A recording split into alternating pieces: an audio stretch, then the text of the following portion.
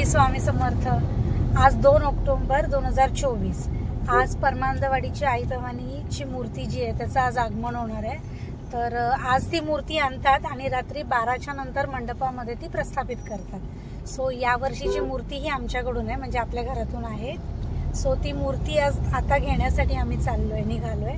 So माझी first time आहे की मूर्ती जेव्हा ते लोक घेतात तिथून, तेव्हा त्यांचे काय रिच्युअल्स असतात, काय असतात याबद्दल मला काहीच माहित नाहीये। सो आज पहिल्यांदा मी ते बघणार आहे आणि मला असं वाटतं की ते रिच्युअल्स म्हणजे आमच्या इथले जे मूर्ती आणतानाचे जे रिच्युअल्स आहेत हे सगळ्यांबरोबर शेअर करावे, म्हणून मी हा व्हिडिओ करते। So be with me, thank you. ही आहे परमानंदवाडीची आई भवानी। देवीचं रूप इतकं सुंदर आहे ना की बघतच राहावं असं वाटतं। शिवकृपा कला केंद्र हमरापूर इथे ही मूर्ती बनवली जाते किंवा कलर केली जाते। ही जी सगळी मुलं दिसत आहेत ना, ही सगळी परमानंदवाडीमधली आहेत, म्हणजे या मंडळाचे कार्यकर्ते, सभासद किंवा तिथले रहिवाशी।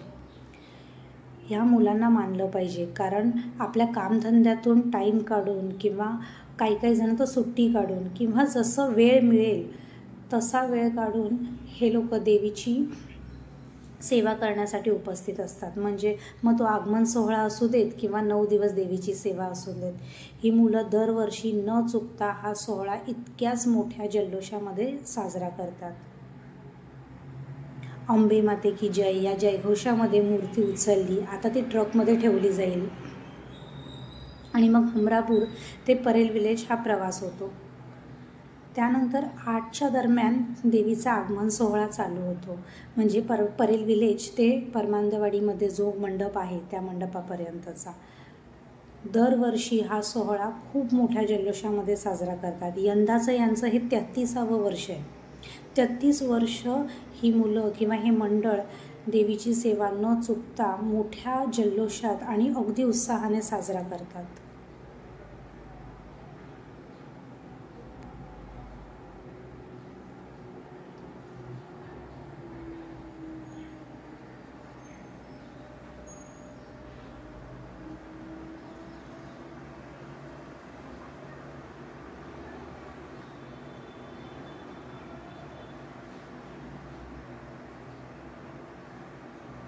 मूर्ती जिथे बनवतात म्हणजे हमलापूर ना रे, हां हमरापूर, तिथून पिकअप केली आहे। आता मूर्ती पुढे ट्रकमध्ये आम्ही पाठवून गाडी चालवत आहे। उद्या हे महाशय आणि आमच्या मॅडम दोघं पूजेला बसणार।